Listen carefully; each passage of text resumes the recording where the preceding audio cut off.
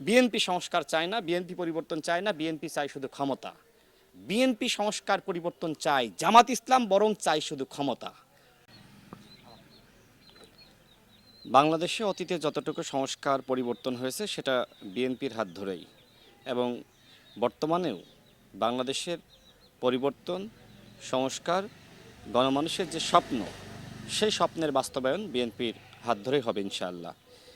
বিএনপির মাননীয় চেয়ারম্যান, বাংলাদেশের মাননীয় প্রধানমন্ত্রী, তিনি জনগণের যে প্রত্যাশা, সেই প্রত্যাশা পূরণ করার জন্য একের পর এক জনবান্ধব কর্মযজ্ঞ হাতে নিয়েছেন। ফ্যামিলি কার্ড, কৃষি কার্ড, খাল খনন কর্মসূচি, এরকম অসংখ্য কর্মসূচি তার পরিকল্পনায় রয়েছে। দেখেন তিনি কি কি পরিকল্পনা করছেন সেটা কিন্তু আপনি আমরা কেউই জানি না। তিনি একের পর এক চমক দেখাচ্ছেন। আমি বাংলাদেশের মানুষকে আহ্বান করব, আপনারা জনাব তারেক রহমান, বাংলাদেশের মাননীয় প্রধানমন্ত্রী, জনগণের ভোটে নির্বাচিত প্রতিনিধি, তাকে আপনারা সহযোগিতা করুন। ইনশাল্লাহ এই বাংলাদেশের পরিবর্তন হবে। জামাত ইসলাম, দেখেন এই জামাত ইসলাম কিন্তু বাংলাদেশে রাজনীতি করার সুযোগ ছিল না।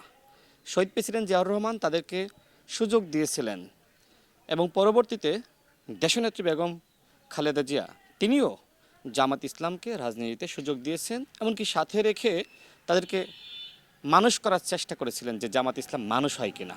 কিন্তু এটা আসলে একটা অমানুষের দল।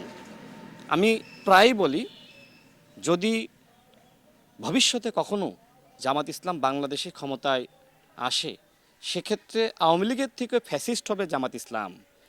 এই যে ইবনে সিনা, ইসলামী ব্যাংক সহ তাদের যে প্রতিষ্ঠানগুলো রয়েছে, সেখানে দেখেন যে শিবির না করলে সেখানে চাকরি করা যায় না। এইটাই তার প্রমাণ। যদি জামাত ইসলাম ভবিষ্যতে ক্ষমতায় আসে, এক সপ্তাহের মধ্যে সকল কর্মকর্তা কর্মচারীকে তারা কিন্তু সরিয়ে দিয়ে নিজেদের দলগত এবং দলদাস যারা শিবির জামাতের কর্মী, তাদেরকে কিন্তু বসাবে।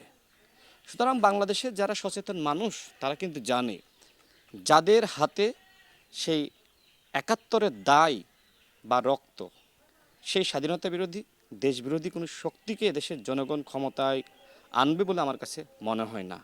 তারা এই মুহূর্তে যেটি করছে, বিএনপির বিরুদ্ধে নানান ধরনের চক্রান্ত করছে, এমনকি হুমকি দিচ্ছে যে 16 দিনে চাইলে নাকি তারা বিএনপির পতন ঘটাইতে পারে। অথচ 16 বছরেও নিজেদের কার্যালয়ের তালা খুলতে পারে নাই, তারা আবার বিএনপিকে নিয়ে কথা বলে। এই জামাত ইসলাম, আমরা চাই যে তারা ভালো হয়ে যাক, কিন্তু তাদের যে কর্মযজ্ঞ বর্তমানে, গালিগালাজ ছাড়া তারা কিচ্ছু বোঝে না। ওরা কি সংস্কার করবে? ওরা তো গালিগালাজে ভরা ওদের হৃদয়টা। দেখবেন যে যে কোনো বক্তব্য, যে কোনো আলোচনা, সেইটাকে তারা গালিগালাজ করে থামাতে চায়। আমরা যারা গণবান্ধব রাজনীতি করি, জনগণের কথা বলি, আমরা যাতে থেমে যাই, এই জন্য দেখবেন যে আমাদের নিয়ে নানান ধরনের মিথ্যাচার, প্রপাগান্ডা, এই কাজগুলো তারা প্রতিনিয়ত করছে। কিন্তু আমরা তো আসলে থেমে যাওয়ার জন্য আসি নাই। 2018 সালের কোটা সংস্কার আন্দোলন, 24 সালের গণঅভ্যুত্থান, এই পর্যন্ত আমাদের প্রকাশ্যে লড়াই ছিল।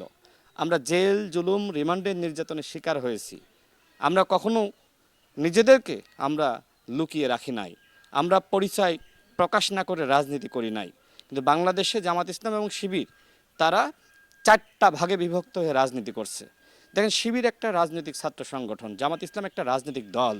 কিন্তু এই দল একটা অংশ প্রকাশ্যে রাজনীতি করে, একটা সাধারণ শিক্ষার্থী বেশে রাজনীতি করে, একটা ক্ষমতাসীনদের মধ্যে মিশে গিয়ে রাজনীতি করে, আর একটা অংশ পেশার গ্রুপ হিসেবে রাজনীতি করে। আপনি ঘাতক না হলে আপনি গুপ্ত হয়ে রাজনীতি করতেন না। যারা মানুষের ক্ষতি চায়, তারাই শুধুমাত্র গুপ্ত হয়ে তারা এই ঘাতকের রাজনীতি করে।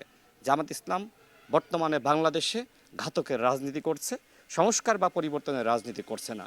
তবে আমি তাদেরকে আহ্বান জানাবো, আপনারা বিএনপির বিরুদ্ধে নিষেধগান না করে, হুমকি ধামকি না দিয়ে, এবং প্রতিদিন সকাল বিকাল গণঅভ্যুত্থানের কথা না বলে আপনারা কাজ করেন, সরকারকে সহযোগিতা করেন, তাহলে আপনারা বাংলাদেশে রাজনীতি করতে পারবেন।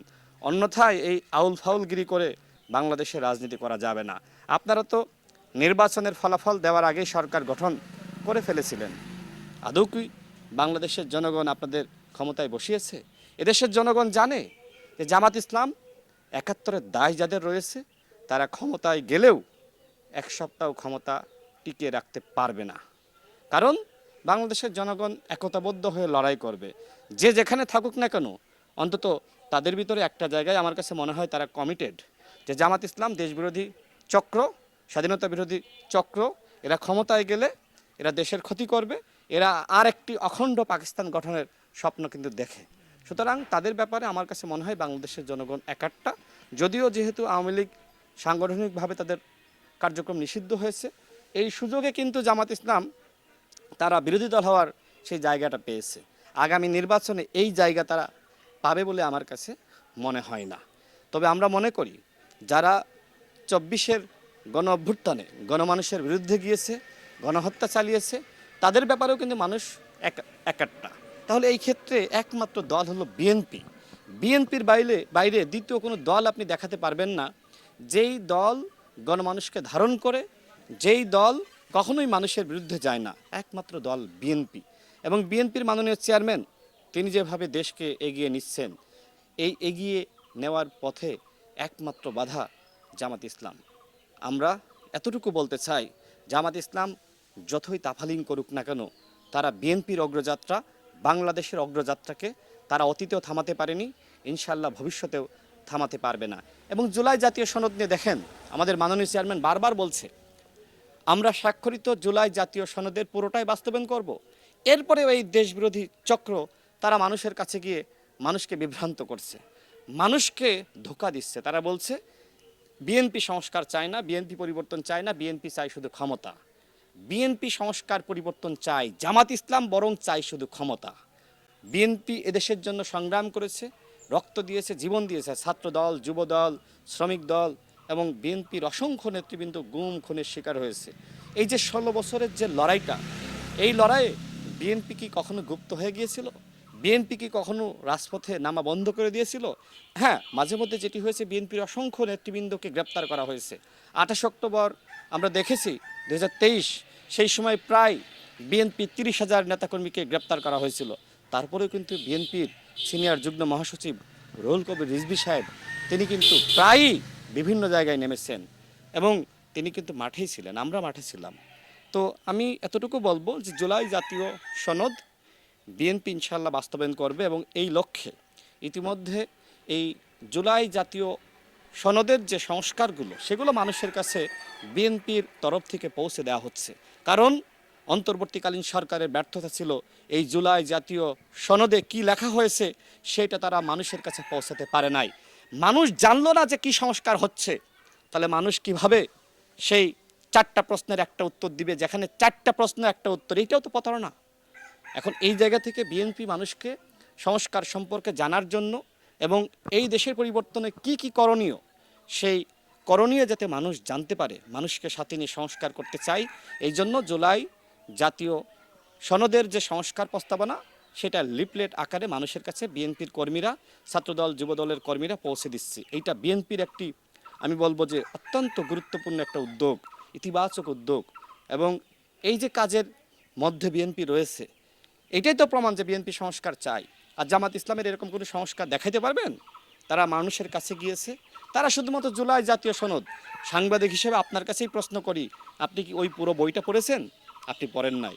এরকম ভ্যান চালক, রিক্সা চালক তারাও পড়ে নাই।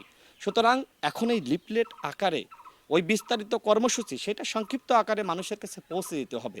বিএনপি সংস্কারকে ধারণ করে, লালন করে, এই জন্যই এই সংস্কারের প্রস্তাবনা নিয়ে এখন বিএনপির কর্মীরা মানুষের কাছে যাচ্ছে। এবং দেখেন, এই যে যুগপৎ আন্দোলন, এই যুগপৎ আন্দোলন যে সময় আমরা করেছি, সেই সময় কিন্তু আমাদের সংস্কারের 31 দফা ছিল। আমি চ্যালেঞ্জ করে বলতে পারি, সেই আওয়ামী ফ্যাসিবাদী জামানায় জামাত ইসলামের কোনো সংস্কারের দফা তারা যদি পাবলিকলি জনগণের কাছে হাজির করে থাকে, এরকম কোনো দফা যদি দেখাইতে পারে, আমি রাশেদ খান বাংলাদেশে রাজনীতি করব না। বাংলাদেশে যে সংস্কারের চিন্তা, এটা বিএনপির ব্রেন চাইল্ড এবং বিএনপি সেই লক্ষ্যে কাজ করছে। ইনশাল্লাহ এদেশের পরিবর্তন হবে, সংস্কার হবে এবং এদেশের জনগণ এগিয়ে যাবে। বাংলাদেশ রাতারাতি তো আমেরিকা, ইউরোপ হতে পারবে না, বাট আমরা একটি উন্নত সমৃদ্ধ রাষ্ট্র হওয়ার লক্ষ্যে আমরা জনাব তারেক রহমান, বাংলাদেশের মাননীয় প্রধানমন্ত্রী, তার নেতৃত্বে এগিয়ে যাচ্ছি। ইনশাল্লাহ আমি দৃঢ় বিশ্বাস করি দেশের পরিবর্তন হবেই হবে।